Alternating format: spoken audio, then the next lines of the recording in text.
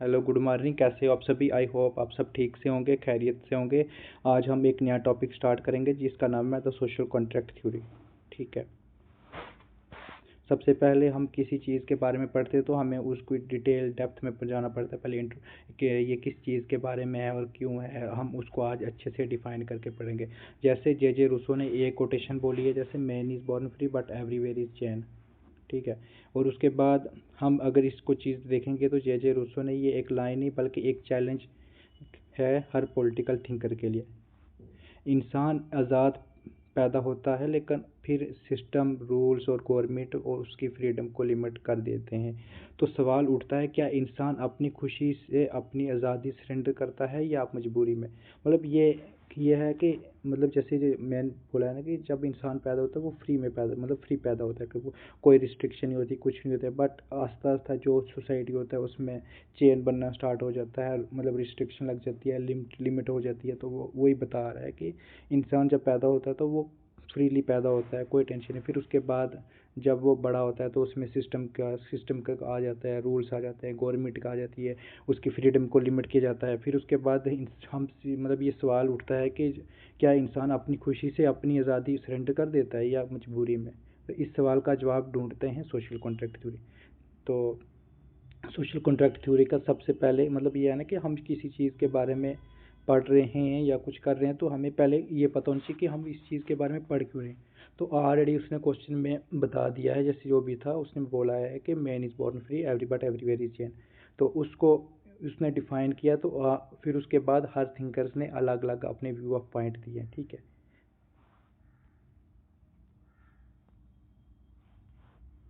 तो सबसे पहला हमारा ये रहता है कि सोशल कॉन्ट्रैक्ट थ्योरी क्या है।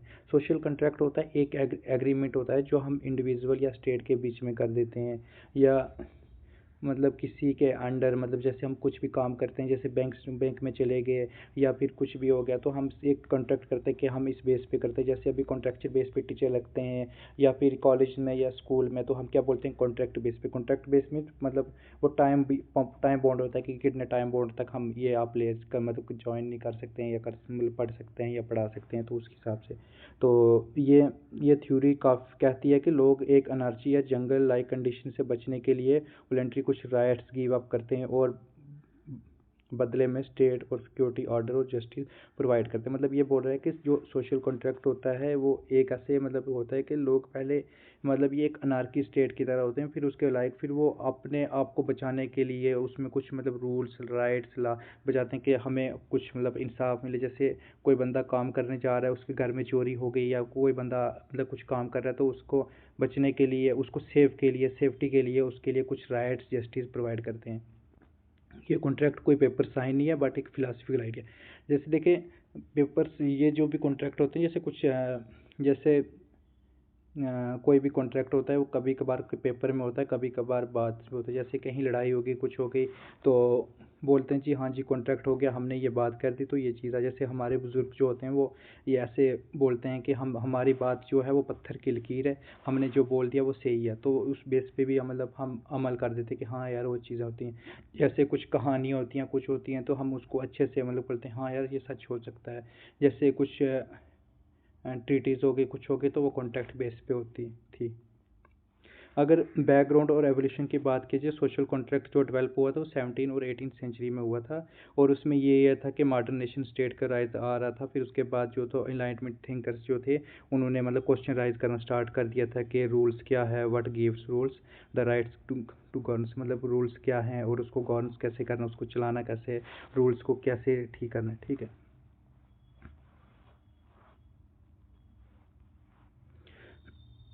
फिर फिर उसके बाद अगर आपको ये पता चलेगा कि कॉन्ट्रैक्ट क्या चीज़ है। कॉन्ट्रैक्ट होता है कि किसी के साथ मतलब एक मेल मिलाप करना, या फिर एक मतलब कॉन्ट्रैक्ट बनाना कि हाँ हम इस चीज़ पे काम कर रहे हैं, माहिदा होना कि इकट्ठा होना, एग्रीमेंट होना, साइन करना कि हम इस चीज़ पे करते हैं।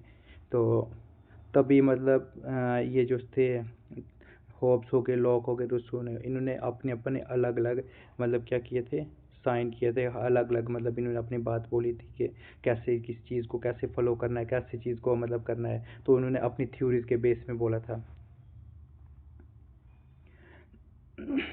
जैसे एक मोटिवेशनल है, सोशल कॉन्ट्रैक्ट एक थ्योरी नहीं बल्कि एक रिमाइंडर है कि कि पावर तभी वैलिड है जब वो पीपल कॉन्सेंट से आए हो।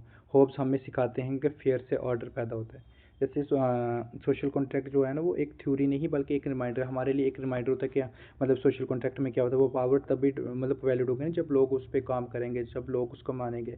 और होप्स हमें ये सिखाते हैं कि जो फेयर है वो आर्डर से पैदा होता है, मतलब जो भी हम फेयर सिखाते हैं या कुछ करते हैं वो मतलब आर्डर जो होता है उससे पैदा होता है, ठीक है। लॉक बताते हैं कि जस्टिस तभी पॉसिबल है जब हक सिक्योर हो। और रूसो कहते हैं कि फ्रीडम तभी मिलती है जब हम सेल्फ इंटरेस्ट के ऊपर उठकर सोसाइटी के सोचते हैं। जैसे देखिए, हर थिंकर्स ने अपने अपने व्यू ऑफ पॉइंट बोले हैं। होब्स ने क्या बोला है, लॉक ने क्या बोला है, और उसके बाद रूसो ने क्या बोला है। हम इसको अच्छे से नीचे डिफाइन करके पढ़ेंगे, और इसके मतलब जो भी होंगे ट्रिक्स होंगी, चार ट्रिक्स होंगी, वो मैं आपको अच्छे से डिफाइन करके। तो जब भी किसी सिस्टम या लॉ को देखो तो सोचो, क्या कॉन्ट्रैक्ट जस्ट है, क्या ये लोगों के मर्जी के नतीजा है। मतलब जब भी कोई कॉन्ट्रैक्ट होता है हम ये देखते हैं ना कि हमारे हित में होना चाहिए, हमारे खिलाफ तो नहीं है।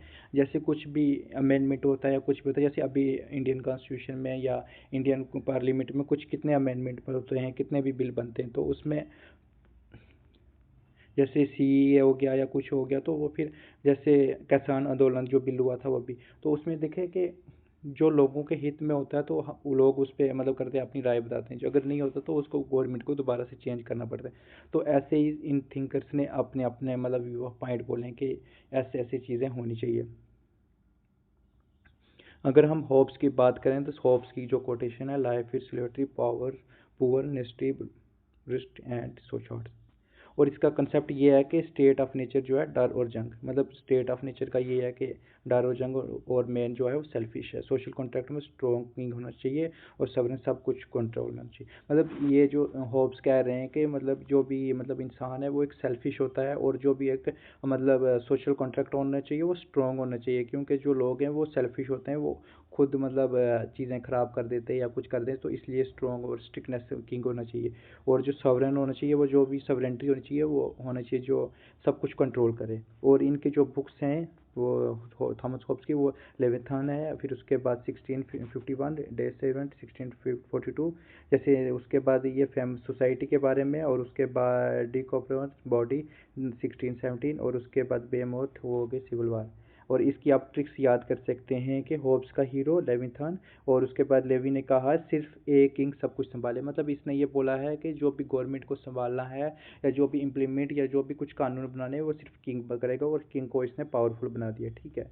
और हमारा जो नेक्स्ट टॉपिक है, जैसे जो नेक्स्ट सोशल कॉन्ट्रैक्ट है वो लॉ का है, लिबर्टी और राइट का राजा। उसके में जो मतलब लिबर्टी और राइट के बीच में क्या अंतर है। फिर उसके बाद कोटेशन है, where there is no law there is no freedom. मतलब इन्होंने कहा है कि जहाँ लॉ नहीं है वहाँ पे फ्रीडम नहीं है। फिर उसके बाद इनका कॉन्सेप्ट अगर देखा जाए तो इसमें स्टेट ऑफ नेचर में जो है पीसफुल है, और मेन लॉजिकल फ्री है, मेन जो है लॉजिकल फ्री है, और नेचर राइट में लाइफ लिबर्टी प्रॉपर्टी है, और सोशल कॉन्ट्रैक्ट में लिमिटेड सरकार है। मतलब इसने ये कहा है कि जो स्टेट ऑफ नेचर होना चाहिए वो पीसफुल होना चाहिए, और उसके बाद जो लोग हैं उनका लॉजिकली और फ्री माइंडेड होना चाहिए। फिर उसके बाद नेचर राइट में ये है कि जैसे नेचर राइट हो गए जो हमें कुदरती मिले जाते हैं, जैसे लाइफ लिबर्टी प्रॉपर्टी मिली है। तो ये होब्स के लॉक के कहने से है। तो सोशल कॉन्ट्रैक्ट वो होना चाहिए, कोई लिमिटेड सरकार होनी चाहिए, ठीक है। और इनके जो बुक्स हैं वो आप देख सकते हैं, टू ट्रीटीज ऑफ गवर्नमेंट 1619, और उसके बाद इजी ऑफ ऐसे human understanding 1619, letters on tolerance 1689 से मतलब 92 में यहाँ तक मतलब पब्लिश हुई है। ये आप देख लेना, ठीक है। और उसके बाद जो लॉ का ट्रिक्स है वो आप ये राय सकते हैं कि लोग जो कहते हैं को राइट को प्रोटेक्ट करना है, ठीक है।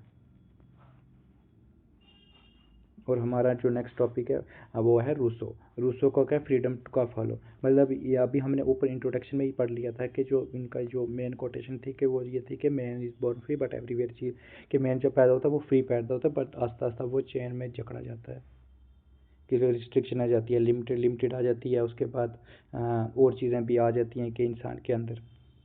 फिर उसके बाद इसका कंसेप्ट क्या है कि स्टेट ऑफ नेचर में ये है कि सिंपल और मासूम, सिंपल मीन्स मासूम टाइप हो, फिर जर्नल वी का सबका भला हो, और उस जर्नल वी फॉलो करे, फिर एजुकेशन सिटीजन बनाओ। और इनकी बुक है जो अमाइल, जो उनकी डॉटर के ऊपर के नाम पे लिखी हुई थी।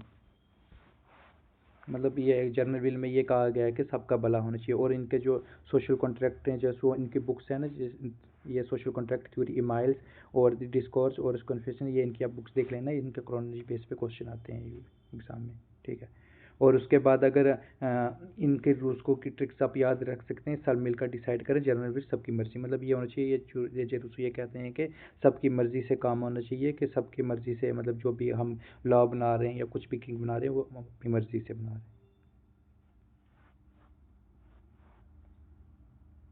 और जैसे देखें लास्ट का ये, जैसे जेएस मिल में लिबर्टी हैप्पीनेस एक्सपर्ट, ये इन्होंने सोशल कॉन्ट्रैक्ट नहीं है, बस इन्होंने एक बात बोली है कि जो स्टेट वैल्यू है, लोगों की वैल्यू, उसके लोगों की वैल्यू होनी चाहिए, लोग उसके मतलब कैसे काम करने चाहिए। और इनकी लिबर्टी में ये था कि इंडिविजुअल का राइट होना चाहिए, हर किसी को नुकसान ना हो।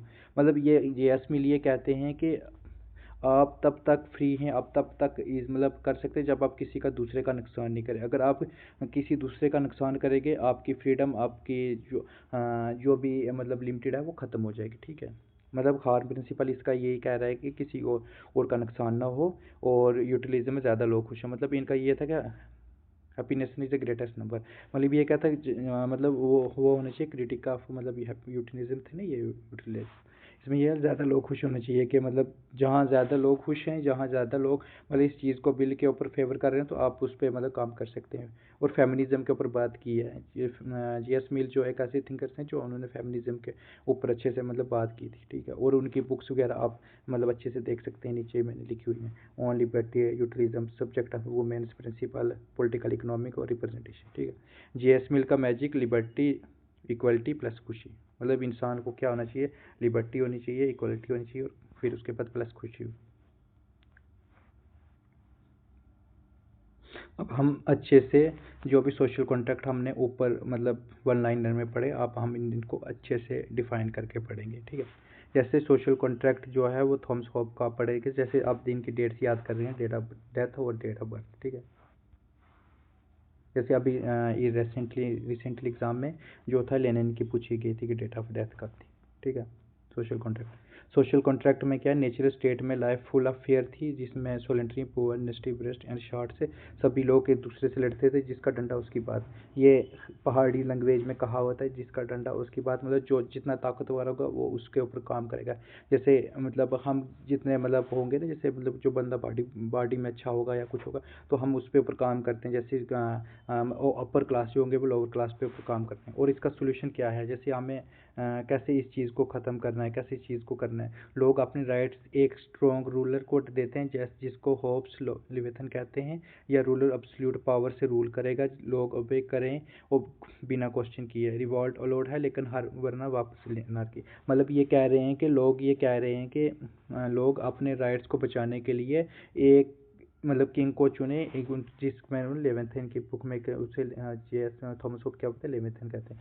और उसमें ये कह रहे हैं कि अगर कोई रूलर बन रहा है, अगर वो उनके जो भी उनके क्वेश्चन थे या जो उन्होंने कंसर्न किए थे कि ये चीज़ होनी चाहिए, अगर वो उन पे काम नहीं कर रहा है, तो वो ये कर सकते हैं कि उसको हटा सकते हैं, वो दोबारा से जो जिसमें मतलब एनार्की में थे वो वहाँ से आ सकते हैं, ठीक है।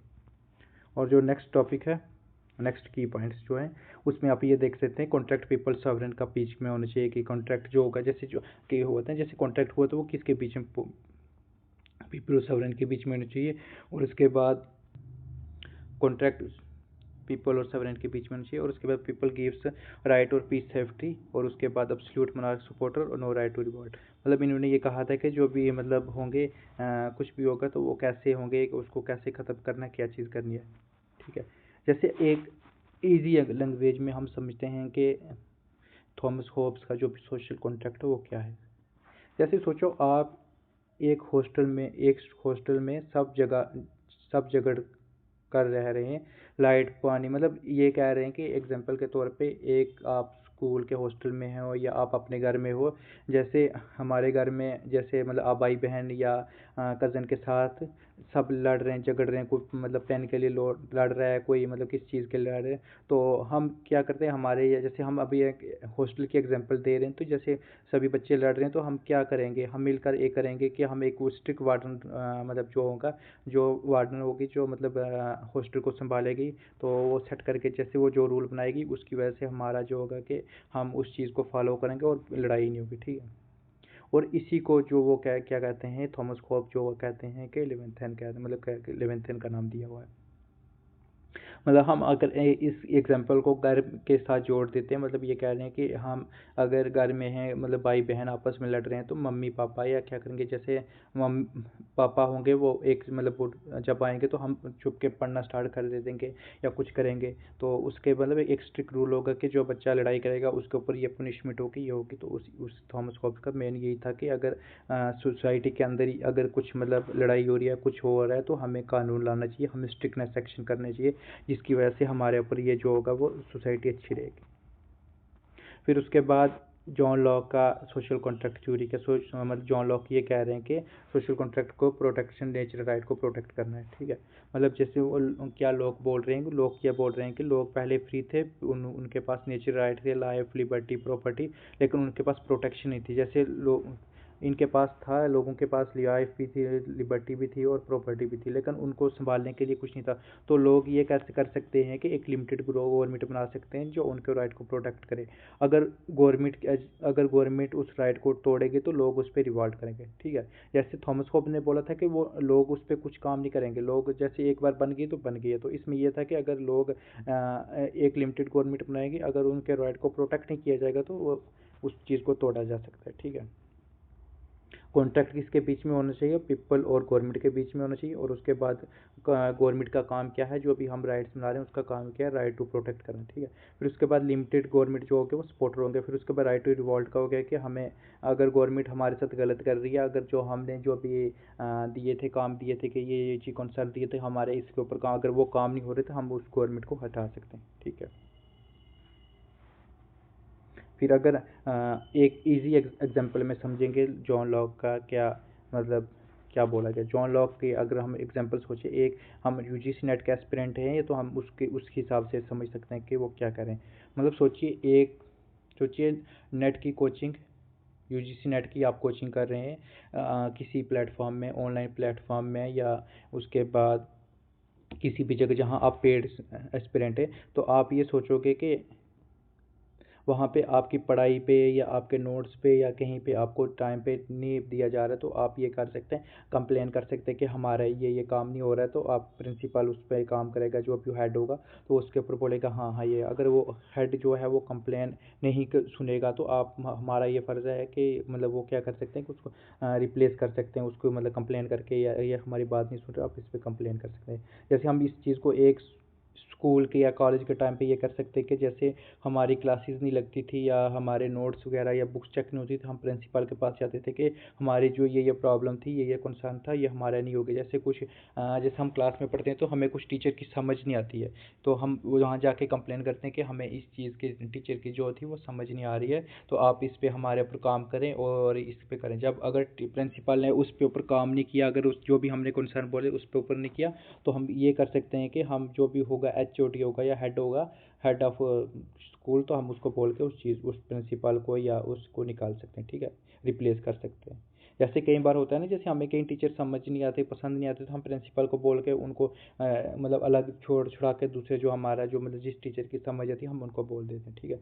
मतलब ये जे लॉक ने मतलब जॉन लॉक ने ये कहा है कि हमें उन काम पे करना है, जैसे हम कोई काम बना रहे हैं या कुछ कर रहे हैं तो हमें उन पे ऊपर काम करना है। अगर वो हमारे हित में नहीं है तो हम उसको रिमूव कर सकते हैं, अगर रिमूव ना भी हो है तो हम उसको मतलब रिवॉल्ट करके उसको ख़त्म कर सकते हैं, ठीक है।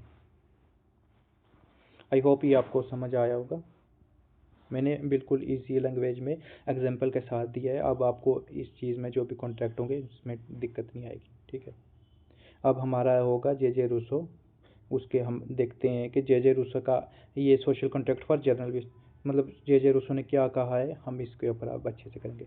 जे रूसो ने मतलब क्या बोला है जे रूसो ने, नेचुरल राइट में लोग फ्री हैं, बट जैसे ही प्राइवेट प्रॉपर्टी आई इनइक्वलिटी शुरू हो गई। फ्रीडम तभी पॉसिबल है जब लोग अपने पर्सनल इंटरेस्ट छोड़कर कलेक्टिव इंटरेस्ट जर्नल विल को फॉलो करेंगे। मतलब ये कह रहे हैं कि जब से प्राइवेट प्रॉपर्टी आना स्टार्ट हो गया तो इनइक्वलिटी बढ़ना शुरू हो गई है। लोग क्या मतलब अब क्या कर रहे हैं, फ्रीडम पॉसिबल नहीं हो रही है, लोग अपने इंटरेस्ट छोड़कर कलेक्टिव इंटरेस्ट की तरफ भाग रहे हैं, ठीक है। ट्रू फ्रीडम कब होती है? जब हम किसी लॉ को ओबे करेंगे, जब किसी को made for yourself, obey the law you made for yourself. फिर उसके बाद की पॉइंट क्या है? इंडिविजुअल अमंग देमसेल्फ, उसके बाद जर्नल विल्स, उसके पावर सोवरेंट और इंडिविजुअल सेफर कोलेक्टिव।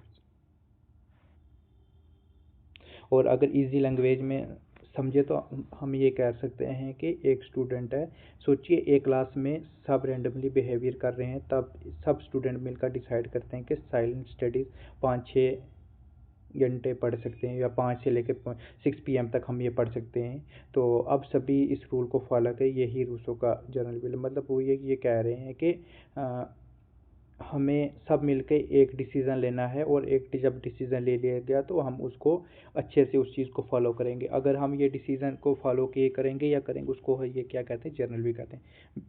बिल्कुल। अब रूसो का है कि journal will, real will, actual will और दूसरे इंपॉर्टेंट कंसेप्ट को बिल्कुल आसान लैंग्वेज में समझते हैं। जब एक दोस्त समझा जा रहा हो तो इमोजीज भी लगा दिए, तो इससे याद रहेगा। ठीक है।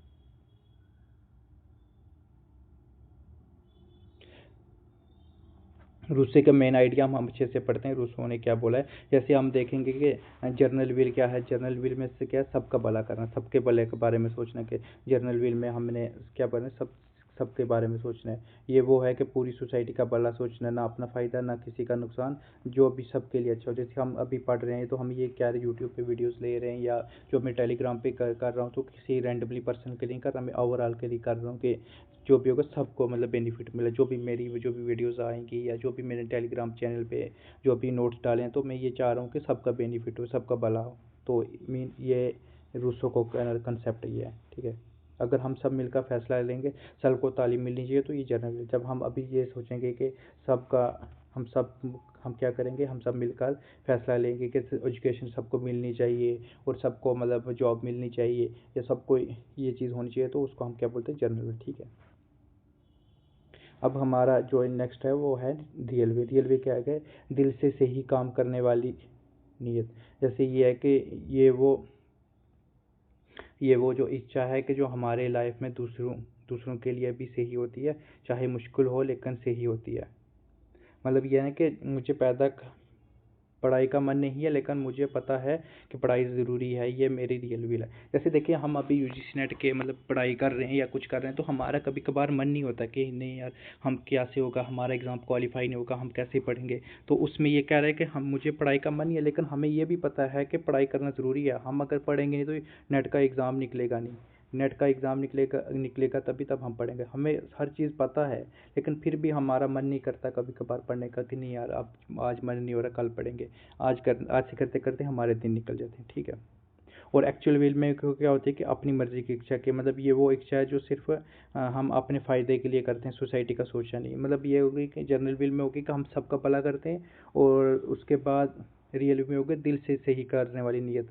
जैसे जो हमारा मन कर रहा है, लेकिन हमारा मतलब डो माइंडेड में हम डाइवर्ट हो जाते हैं। जैसे हमारा मन कर रहा है कि हम पढ़ाई का मन नहीं है, लेकिन हम ये चाह रहे हैं कि हम अगर पढ़ाई नहीं करेंगे तो हमारा मतलब जो भी होगा सिलेक्शन नहीं होगा या फिर जॉब नहीं मिलेगी, तो उस हिसाब से इसको हम रियल विल। और एक्चुअल विल ये होते हैं कि अपनी मर्जी से बोलने चलें, मैं सिर्फ अपना काम बनने के लिए वोट दूँ बिना समझे कि फ़ायदा है या नुकसान। मतलब ये अगर हमें ये पता है कि हमें कुछ भी कम, जैसे हमें इलेक्शन में होते कुछ होते हैं, हम क्या करते हैं? हम बोलते हैं वोट दे देते हैं, लेकिन बिना समझे कि हम किस लीडर को दे रहे हैं और क्या हमारे लिए नुकसान होगा, कैसे मतलब वो हमारे लिए काम होगा। तो ये इसकी एक्चुअल विल है। ये क्या कह रहे हैं, कहना चाहते हैं कि हम बोलते हैं ना कि अपना काम होना चाहिए, बाढ़ में जाए जनता, मतलब ये एक कहावत है। तो वही है ना कि हम अपने काम के लिए जाते हैं, बाकी जो होगा देखा जाएगा, बिना समझे कि उस काम में लॉस होगा या नहीं होगा।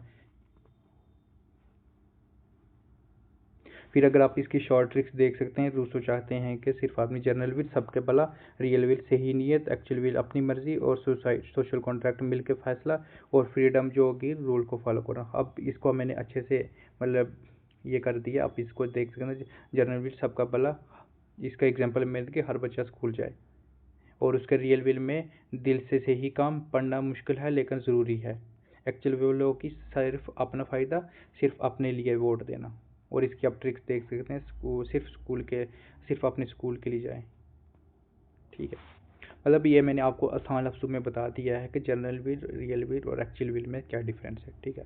रियल विल में हो गया कि सिर्फ हम मन में दिल से सही काम, दिल से सही काम, जैसे हमारे मन में होता है कि पढ़ाई मुश्किल है लेकिन करना ज़रूरी है, पढ़ना तो अभी डीआई मुझे आती नहीं है लेकिन करना है कि 10 नंबर का मसला है, तो ऐसे ही है कि हमारे मन से जो दो दो चीज़ें निकले, दो। तो उसके बाद एक्चुअल विल में होता है कि सिर्फ अपना फ़ायदा देखना, ठीक है। और उसके बाद ये जे रूसो और थॉमस होबर जॉन लॉक का मैंने एक डायग्राम मतलब दे दिया, आप इसमें पढ़ सकते हैं। एक में फ्लो चार्ट दे दिया, डिफरेंस दे दिया कि मतलब जे रूसो जो है वो कि इनकी बुक कौन सी है, तो सोशल कॉन्ट्रैक्ट, और इसकी 11th, और उसके बाद टू ट्रीटीज ऑफ गवर्नमेंट, और इसका जो फेमस लाइन है man is born free and everywhere is chain, और उनका है life in the state of nature solitary poor nasty brutish and short. फिर उसके बाद फेमस लाइन की क्या है, where there is no law there is no freedom. फिर उसके बाद सोल्यूशन क्या है, popular sovereignty collective decision making, और उसके बाद स्टेट ऑफ नेचर में स्ट्रॉन्ग सेंट्रलाइज अथॉरिटी। फिर स्टेट ऑफ नेचर में आप पीसफुल बट सिक्योर कर सकते हैं, ठीक है। और गुड नेचर में मतलब ये बोल सकते हैं। फिर उसके बाद व्यू ऑफ ह्यूमन से मतलब नेचर सेल्फिश और ड्राइवन है, और सोल्यूशन में लिमिटेड गवर्नमेंट अकाउंट। फिर उसके बाद 11th कहते हैं कि स्टेट में लाइफ डेंजरस और छोटी, लोगों ने अपनी सारी राइट्स एक पावरफुल रिलेवेशन को दे दिया पीसफुल के लिए, और अब्सोल्यूट मिलते हैं। रिवॉल्ट अलाउड नहीं है, थॉमस के मैंने पहले बोल दिया उसमें रिवॉल्ट अलाउड नहीं। अगर आप इनार्की वापस जाना चाहते हैं तो वो नहीं होगी। और लोग कहते हैं कि नेचुरल राइट में जो है लाइफ लिबर्टी और प्रॉपर्टी को आप एक लिमिटेड गवर्नमेंट रखते हैं, अगर गवर्नमेंट उस चीज़ पे कर सकते हो आप रिवॉल्ट का हक है। और उसको ये कहते हैं कि जो जब से प्राइवेट प्रॉपर्टी आ गई है तो तब से जो जर्नल विल थी उसका फ्रीडम जो है वो पॉसिबल अब नहीं होगी। अब लोग जो हो गए वो क्या कर रहे हैं, एक्चुअल विल की तरफ भाग रहे हैं। समरी इन वन लाइन्स आप ये देख सकते हैं कि पीस होब्स ने क्या कहा है, होब्स ने क्या पीसफुल के लिए एक रूल पर कर दो, रिवॉल्ट मत करो। रिवॉल्ट हो गया कि मतलब किसके ऊपर हम खिलाफ करना, जंग करना या कुछ करना। और मतलब उसके बाद लोग कहते हैं राइट को बचाने के लिए हमें गवर्नमेंट को अगर राइट को बचाने के लिए गवर्नमेंट बनाओ, अगर गवर्नमेंट उसके ऊपर जुल्म कर रही है तो हम उसको हटा सकते हैं। और उसके बाद उसको कहते हैं कि सब मिलकर एक रूल बनाओ जिसके लिए मतलब सब हम रियल फ्रीडम मिले।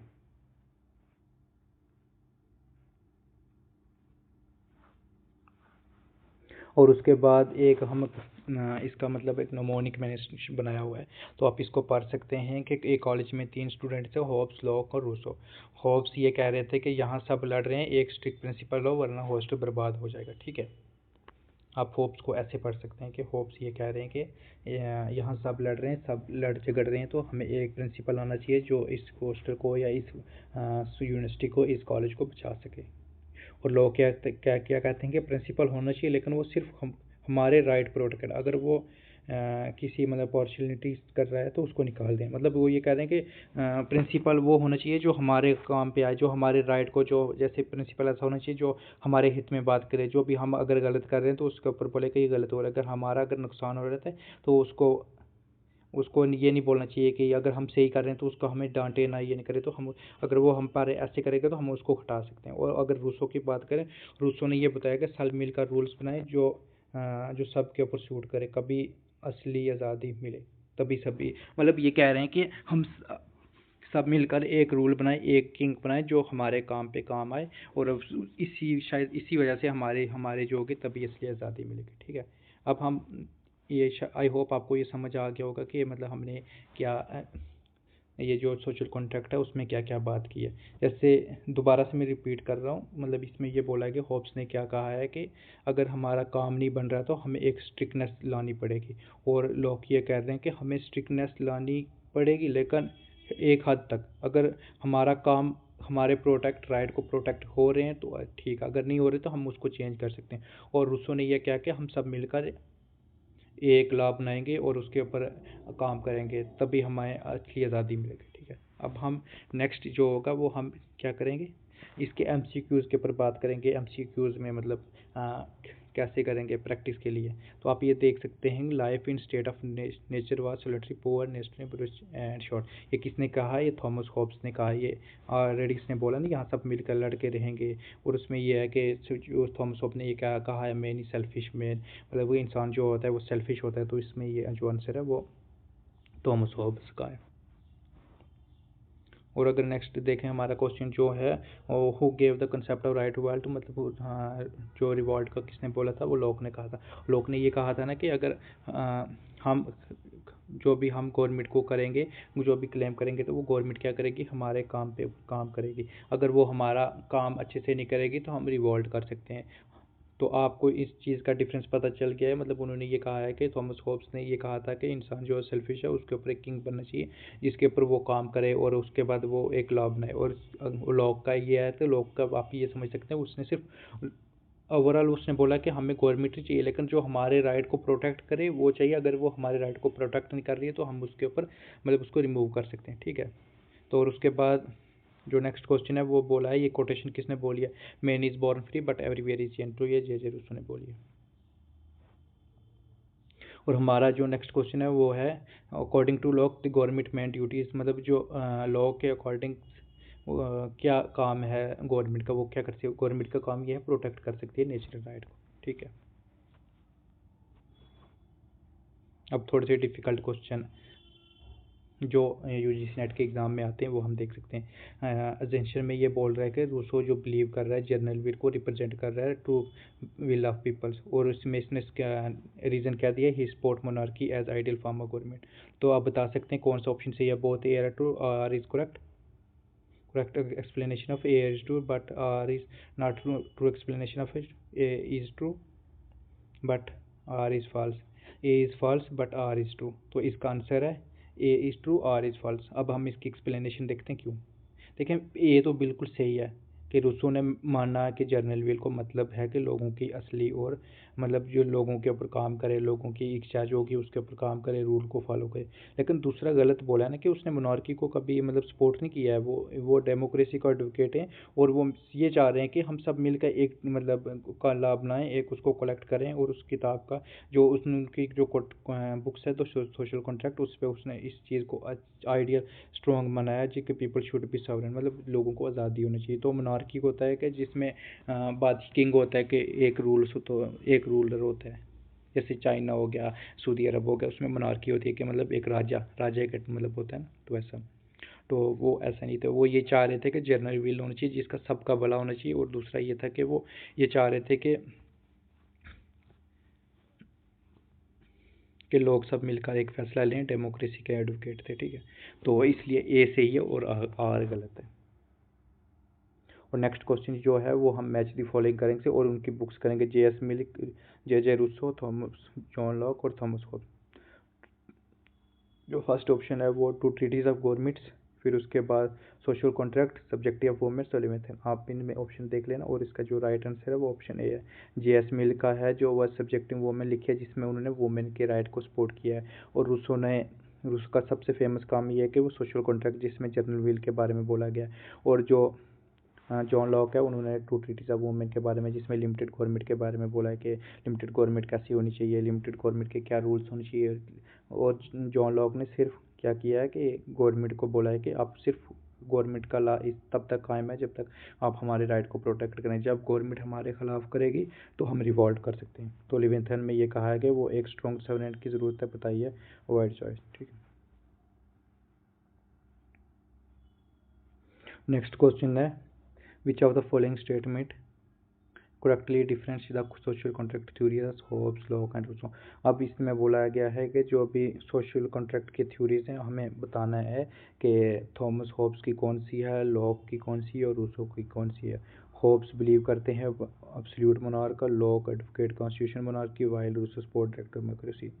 तो नेक्स्ट जो है, a true believer that nature's believed that nature was a peaceful moral, hence government unnecessary law, and Rousseau reject private property while Hobbes strong defend।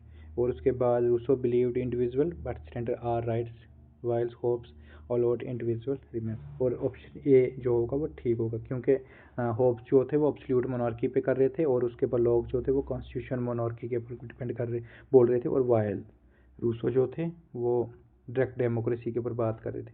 ठीक है, आपको समझ आ गया होगा। अब हम इसकी एक्सप्लेनेशन को अच्छे से पढ़ते हैं। जैसे देखें, हॉब्स कहते हैं कि इंसान सेल्फिश है, वायलेंट है, एक स्ट्रॉन्ग सॉवरेन की ज़रूरत है जो सब कुछ कंट्रोल करे, एब्सोल्यूट मोनार्की। मतलब हॉब्स के कहने का मतलब ये है कि इंसान जो है वो सेल्फिश है, वो वायलेट करता है, इसलिए हमें एक स्ट्रॉन्ग सॉवरेन करना चाहिए जो हमें एब्सोल्यूट मोनार्की की तरफ जाए, जो एक किंग होना चाहिए, वो सबके ऊपर काम करना चाहिए। और लॉ क्या कह रहे हैं, जो उनकी बुक ऑफ ट्रीटीज में कहते हैं कि इंसान लॉजिकली पीसफुल है, और नेचुरल राइट के प्रोटेक्ट के लिए उन्होंने लिमिटेड गवर्नमेंट का बोला, जिसे हम कॉन्स्टिट्यूशन मोनार्की कह सकते हैं। ठीक है, मतलब वो ये कह रहे हैं कि गवर्नमेंट को तब आना चाहिए जो क्या होना चाहिए कि हमारी राइट को प्रोटेक्ट करे। अब हम उसको क्या कर कौन सी गवर्नमेंट क्या करते हैं, कॉन्स्टिट्यूशन मोनार्की, जो हमें लॉ के बारे में बताएगी कि हम कैसे लॉ को करेंगे। और जे रूसो ने जो था वो सोशल कॉन्ट्रैक्ट जो थी उसमें कहते हैं कि मैन जो है वो फ्री है बट सोसाइटी ने उसको करप्ट कर दिया है। वो कहते हैं कि जनरल विल का जरिए खुद का सरकार बनाए डायरेक्ट डेमोक्रेसी। मतलब वो ये कह रहे हैं कि जो डायरेक्ट डेमोक्रेसी वहाँ पे होती है जहाँ पे पॉपुलेशन कम होती है। आपको इतना मतलब ये चीज़ पता होनी चाहिए। और इसमें ये होना चाहिए कि सोशल कॉन्ट्रैक्ट में जे रूसो ने यही बोला है कि इंसान जो था वो एक फ्री था, एक आज़ाद पक्षी की तरह था, बट सोसाइटी जो थी वो करप्ट होने लगी। फिर उसके बाद जो थे चेंजिंग आने लगे, लिमिटेड हो गई, रिस्ट्रिक्शन हो गई। फिर इसकी वजह से जो थी वो सरकार जो हो गई थी वो हो गए थे। फिर वो कह रहे थे कि जनरल विल के लिए उन्होंने एक से खुद की सरकार बनाई जिसे डायरेक्ट डेमोक्रेसी कहते हैं। और जैसे बी जो था वो गलत है, होब्स कभी नेचुरल राइट वायलेंट था, होब्स के state of natural right violent था। फिर उसके बाद सी भी गलत है, प्राइवेट प्रॉपर्टी के बारे में कुछ बोला नहीं है लॉक ने। और रूसो ने जो राइट देने की बात की है वो जनरल विल के कंसेप्ट का इम्प्लाइज किया। ठीक है, तो ऊपर है हमने की। जैसे देखें, इंडिविजुअल रेंडर आर होप्स, आप इस ऑप्शन को देख सकते हैं। जैसे जो लास्ट का है ना, जैसे होप्स ने रूलर्स को राइट देने की बात की है बल्कि जनरल विल के कंसेप्ट को इम्प्लाइज किया। ठीक है, रूसो ने राइट देने की बात नहीं की है। ठीक है, ये आप याद रख लें, लॉक ने किया। और रूसो ने ये बोला है कि जनरल विल को, जनरल विल इसमें सबका भला होना चाहिए। ठीक, जो नेक्स्ट क्वेश्चन है वो मैच द फॉलोइंग है सोशल कॉन्ट्रैक्ट थिंकर्स और उसके बाद core concept. Thomas Hobbes, John Locke, J Rousseau और इमैनुअल कांट। उसके बाद जो जे रूसो का है वो जनरल विल है, और उसके बाद state of war and nature rights, फिर उसके category of absolute sovereign and preventive energy. तो आप इसका ऑप्शन देखते हैं, ऑप्शन ए जो है वो तो थॉमस होब्स ने कहा था कि एक स्ट्रॉन्ग एब्सोल्यूट सॉवरेन नहीं होगा तो लोग नेचुरल राइट को वायलेट करेंगे, एब्सोल्यूट मोनार्की सॉवरेन को नारकी। ऑप्शन 4।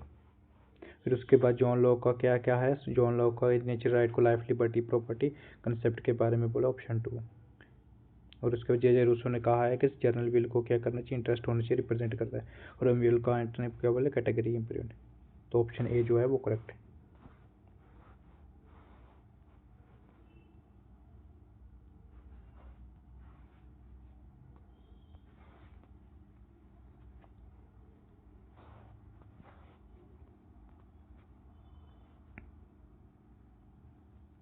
जो हमारा नेक्स्ट क्वेश्चन है वो हम कोटेशन बेस पे कर रहे हैं। तो उसमें ये बोला है कि man is born free everywhere is change, ये किसने बोला, ये जे रूसो ने बोला है। उसके बाद life in the state of nature solitary poor nasty brutish and short, ये किसने, थॉमस होब्स ने बोला है। और वेयर इज बोला, देयर इज नो फ्रीडम, ये जॉन लॉक ने बोला है। फिर उसके बाद an act according maximise wears what will becomes universal, ये जे रूसो ने नहीं कहा है।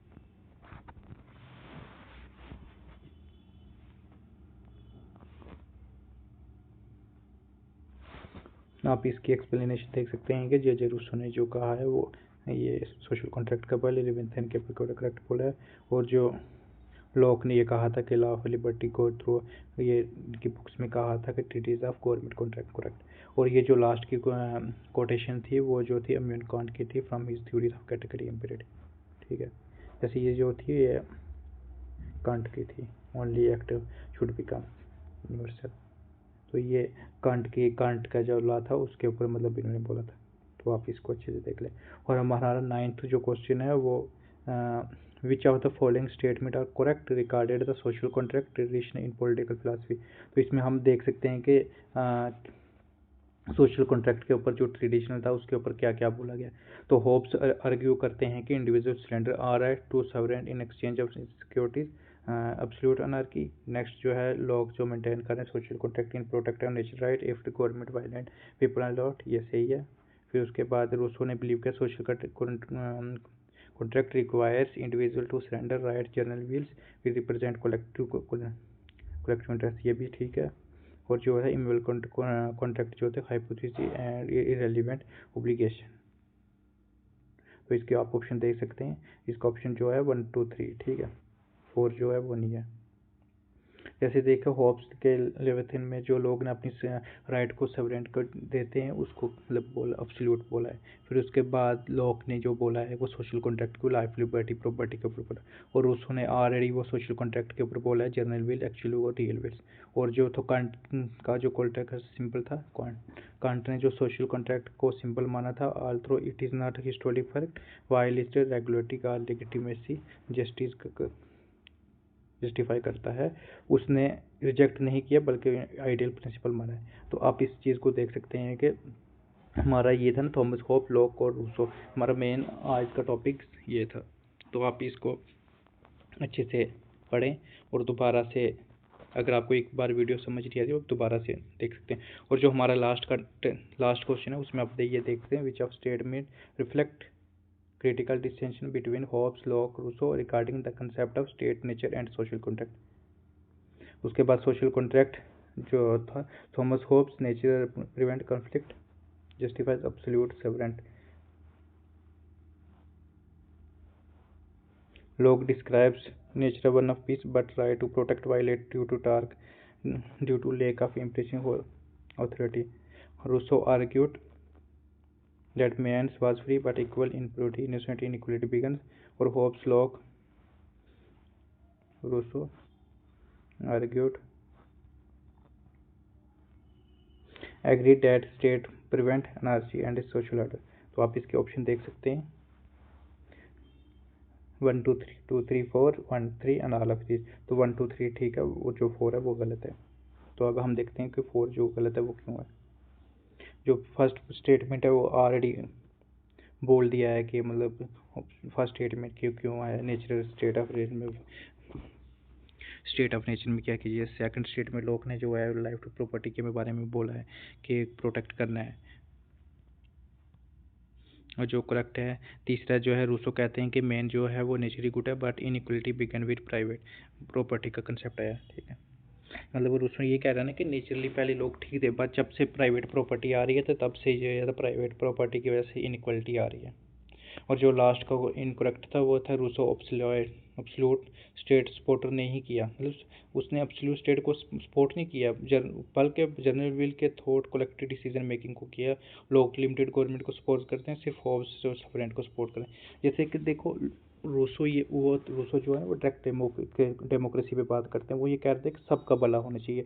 और जैसे हम अगर लॉक की बात करें, लॉक जो थे वो लिमिटेड गवर्नमेंट की बात कर रहे थे। लिमिटेड गवर्नमेंट मीन्स वो ये चाह रहे थे कि हमारे राइट को प्रोटेक्ट होना चाहिए, प्रोटेक्ट करें और उसके बाद हमें हमारा अगर वो काम नहीं कर रहे तो हम उनको क्या कर सकते हैं, रिमूव कर सकते हैं। और उसके बाद होप्स एक ऐसे थे जो सवरेन को मतलब सपोर्टर थे, वो ये कह रहे थे कि एक लीडर होना चाहिए, एक स्ट्रिक्टनेस होनी चाहिए जिसकी वजह से हमारा जो होगा कानून होगा, जो भी हमारा रूल्स होगा, जो भी हमारी सोसाइटी होगी वो अच्छे से रहेगी, ठीक है। और कंक्लूजन में हम देख सकते हैं सोशल कॉन्ट्रैक्ट सिर्फ एक थ्योरी नहीं बल्कि एक जिंदा मिसाल होनी चाहिए कि इंसान और हुक्मरान के बीच में रिश्ते की जैसे जो भी होगा ना सोशल कॉन्ट्रैक्ट एक जिंदा मिसाल होनी चाहिए कि जो भी इंसान और गवर्नमेंट के बीच में क्या क्या रिश्ते हैं, क्या चीज़ है, तो उसके हिसाब से। और अगर देखा जाए कि जब होब्स अगर हम बात करें होब्स की, होब्स ने कहा है सिक्योरिटी के लिए राइट देना पड़ता है तो उसे हमें फेयर की हकीकत दिखाए। मतलब वो ये कह रहे हैं कि मतलब ये होब्स का ये एक फंडा ये था कि वो ये कह रहे थे कि अगर हम किसी को सिक्योरिटी दे रहे हैं राइट तरीके लेकिन उसको हमें फेयर की हकीकत दिखाएं कि उसको ये क्यों चीज़ दे रहे हैं, अगर तो इसका राइट यूज करेगा तो ये होगा, रॉन्ग करेगा तो ये होगा। लॉक ने बताया कि इंसान की असल ताकत उसके नेचुरल राइट है में छुपी होती है, लेकिन लाइफ लिबर्टी प्रॉपर्टी में। और लोग ये कह रहे हैं कि इंसान की जो भी असल ताकत है, जो भी असल काम है, जो भी असल चीज़ है, वो लाइफ लिबर्टी और प्रॉपर्टी के बीच में है। और रूसो ने दिल से कहा कि असली आज़ादी तो तब मिलती है जब हम खुद गर्जी छोड़कर जर्नलविल की तरफ के लिए जाते हैं। मतलब ये समझ लो, वो ये कह रहे हैं कि हर थिंकर्स ने अपने अपने टाइम पीरियड के हिसाब से बोला है। हम ये नहीं कह सकते थॉमस हॉब्स ने गलत बोला है, लोग ने गलत बोला है, रूसो ने गलत। हम आज के 21st सेंचुरी में ये चीज़ देख रहे हैं, तो उस हिसाब से जो उस टाइम की कंडीशन थी, जो उस हिसाब से थे, तो उस हिसाब से हर थिंकर्स ने अपने व्यू ऑफ पॉइंट बोले। ठीक है। थॉमस होब्स को ऐसा लगा कि लोगों को एक ऐसा लीडर मिलना चाहिए जिसके बाद वो उनको अच्छे से रखे, उसको उनको पर कंट्रोल करे, एक मोनार्की के बेस पे सवरन होना चाहिए वो लीडर, वो अपने रूल्स वगैरह अच्छे से करे। और लोग ये कह रहे हैं कि नेचुरल राइट को प्रोटेक्ट करना चाहिए। अगर कोई हमारा नेचुरल राइट को प्रोटेक्ट नहीं कर सकता तो वो गवर्नमेंट का मतलब नहीं रह सकती, हम उसको मतलब रिमूव कर सकते। अगर वो रिमूव नहीं होगा तो हम रिवॉल्ट करेंगे। और उसके बाद जे रूसो ने ये कहा कि हमें अपनी असली आज़ादी की तरफ जाना चाहिए, हमें सब मिलजुल के काम करना चाहिए। उसके बाद अगर कोई बंदा ये चीज़ नहीं कर रहा है तो उसको जर्नल व्हील का के लिए बताना चाहिए, उसको एक्साइट करना चाहिए कि जर्नल व्हील में ये चीज़ सबका भला होना चाहिए। तो ये था कि इस चीज़ को आप समझ लें कि हर थिंकर ने क्या क्या चीज़ बोली है, हमें किस थिंकर ने कैसे समझाया है, और हर थिंकर्स की क्या क्या चीज़ें। ठीक है। और ये देखो, कोई भी गवर्नमेंट है, कोई भी कुछ है ना, जब तक लोगों की रजामंदी नहीं होगी, जब लोगों की अपनी व्यू ऑफ पॉइंट होंगे, तब तक वो गवर्नमेंट नहीं चलेगी। आप खुद देख लें कि गवर्नमेंट को चलाने के लिए लोगों की राय चाहिए। अगर कोई भी बिल आता है, कुछ भी आता है, तो लोग क्या करते हैं, अपने राइट टू वॉइस रखते हैं, राइट टू प्रोटेक्ट करते हैं, right to liberty, right to property, उसके बारे में बोलते हैं। तो जब लोगों को वो चीज़ अच्छी लगती है, जो लोगों के हित में होती है, तभी होता है। अगर लोगों के हित में नहीं है तो वो रिमूव हो जाते। जैसे अभी किसान आंदोलन हुआ था 2019 में, शायद 2019 20 21 में। तो आप वो देख सकते हैं कि एक साल के कितने मतलब टाइम पे वो आंदोलन चलता था। जब तक वो चीज़ रिजेक्ट नहीं हुई, जब तक गवर्नमेंट ने उस चीज़ को माना नहीं, उन्होंने रिमूव नहीं किया, तब तक वो लोग क्या करते थे, आंदोलन करते। तो यही जॉन लॉक का कहना है कि अगर हमारा अगर काम नहीं सही नहीं है तो हम उस चीज़ को, जैसे हमारी बात नहीं रखी जा रही, हमें कुछ मतलब नहीं हो रहा, हमें बेनिफिट है, हम उसको रिमूव कर सकते हैं।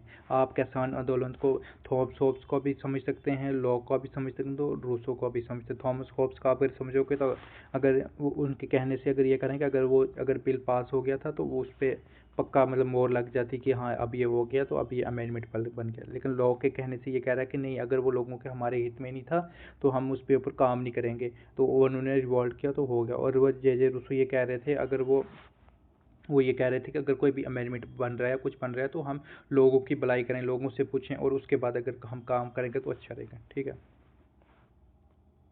मैंने लास्ट पे कोटेशन एक लिखी है, आप वो पढ़ें। जैसे देखिए, हर आदमी आज़ाद पैदा हो, लेकिन अच्छी ज़िंदगी तभी मिलती है जब हम मिलकर रूल्स बनाते हैं। सोशल कॉन्ट्रैक्ट ये सिखाता है कि सिर्फ अपने लिए नहीं, सोसाइटी के लिए भी सोचना पड़ता है। जैसे देखिए, हर इंसान जब पैदा होता है ना, वो फ्री पैदा होता है, आज़ाद पैदा होता है, लेकिन फिर उसके बाद हमें क्या करना पड़ता है, हम मिलजुल के कुछ रूल्स बनाते हैं। जैसे मैं आपको पढ़ा रहा हूँ, कुछ पढ़ा, जैसे मैंने स्टार्ट किया था तो मेरा ये था ना कि मैं चलो जी अपने बेनिफिट के लिए या अपने लिए करूँ, या मुझे अच्छा मतलब नॉलेज मिलेगा, मैं अपने गेन के लिए करूँ। आस्ता आस्ता मुझे क्या होगा कि नहीं, आप सबके भी मिल के हेल्प हो जाएगी, हम सब मिलकर एक, आपने मुझे सजेशन दी तो मैं आपके सामने यूट्यूब पे आ गया और आपको अच्छे से मतलब समझा रहा हूँ, क्लास ले रहा हूँ, कुछ कर रहा हूँ। ये हम सब का भला हो गया। तो उसके बाद इससे क्या होता है कि हमारा एक कॉन्ट्रैक्ट हो गया या कुछ हो गया, नहीं मतलब हमने एक ये किया कि हमने एक रजामंदी के हिसाब से ये चीज़ स्टार्ट कर दी। और होब्स ने कहा, आप देखें कि होब्स ने क्या कहा है, अमन चाहिए तो पावर दो। मतलब वो चाह रहे हैं कि अगर आपको सुकून चाहिए, पीस चाहिए, तो पावर दो किंग को, मतलब अच्छी पावर दो, किंग करेगा। और उसके बाद लोग कह रहे हैं कि हक बचाना है तो रूल बनाओ। मतलब वो कह रहे हैं कि अगर आपको हक बचाना है तो रूल बनाओ, लॉ बनाओ। और रूसो कह रहे हैं सब मिलकर फैसला तभी इंसाफ हो। मतलब और रूसो ये कह रहे हैं कि सब मिलजुल कर काम करेंगे, सब मिलजुल कर काम करेंगे तभी इंसाफ होगा। और उसके बाद मतलब जनरल विल का यही मतलब है ना कि सब मिलकर काम करेंगे, सब मिलकर इंसाफ करेंगे तभी होगा। और उसके बाद यही चीज़ हमें क्या करती है, एक निज़ाम और एक मतलब हर चीज़ बराबर होता है। ठीक है। आई होप आपको ये चीज़ समझ आ गई होगी, और आज के लिए इतना ही काफ़ी है। आप अच्छे से पढ़ें और देखें कि इसमें आपको कोई भी प्रॉब्लम आ रही है तो आप मुझसे पूछ सकते हैं। अगर आपको पीडीएफ चाहिए तो आप ग्रुप में मुझे बोल सकते हैं, मैं आपको शेयर कर दूंगा। और बताएं आज की वॉइस कैसी है? कल मतलब प्रॉब्लम हो रही थी, बच्चे बोल रहे थे कि आवाज़ कम आ रही है। शायद मैं फ़ोन से क्लास ले रहा हूँ तो उसकी वजह से मतलब बाहर शोर शराबा भी हो रहा है, फैंस वगैरह भी चल रहे हैं, गर्मी है तो उसकी वजह से हो रहा है। तो कल आप सब ने बोला था पीवाईक्यू के लिए, आप मुझे बताएं ऐसे जो मैंने कंटेंट तैयार किया ऐसे ठीक है या फिर इसके अलावा आपको कुछ और चीज़ चाहिए जिससे आपको और बेनिफिट हो? आप मुझे वो चीज़ बता सकते हैं अच्छे से, मुझे भी पता चल जाएगा कि हाँ आपके लिए ठीक रहेगा। क्योंकि जैसे आपका कमेंट आएगा, जैसे जो भी चीज़ आएगी तो पता चल गया।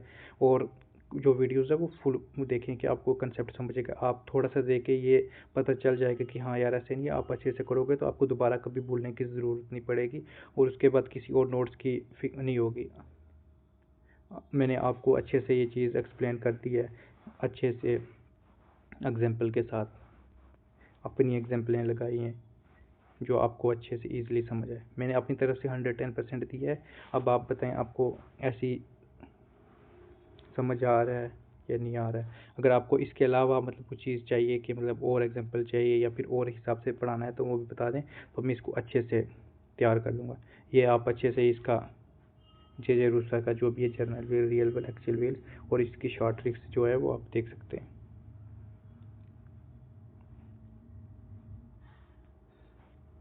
फिर इसके बाद जो J Rousseau, Thomas Hobbes, John Locke का जो भी है ये चीज़ आप देख सकते हैं, ये पढ़ सकते हैं। कब इनकी डेट ऑफ बर्थ हुई, कब इनकी डेथ हुई, ये क्योंकि एग्जाम में क्वेश्चन आते हैं तो आपको पता चलिए। कोटेशन के ऊपर भी आप पढ़ सकते हैं क्योंकि इनके ऊपर क्वेश्चन आ जाते हैं कि किस थिंकर ने क्या कोटेशन बोली है, क्या लाइन्स बोली है, तो उस हिसाब से आप ये चीज़ पढ़ सकते हैं।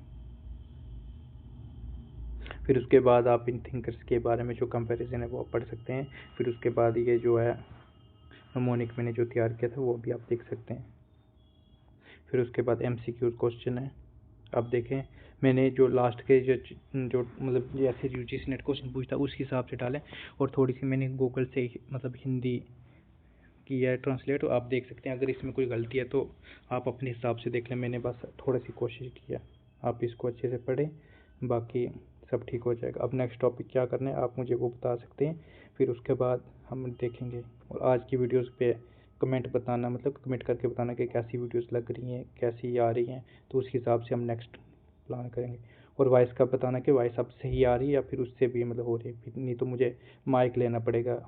अभी तो मैं सिर्फ फ़ोन पे ले रहा हूँ, अगर नहीं हुआ तो आज फिर माइक लेना पड़ेगा। ओके चलो फिर ठीक है, okay bye, take care, thank you.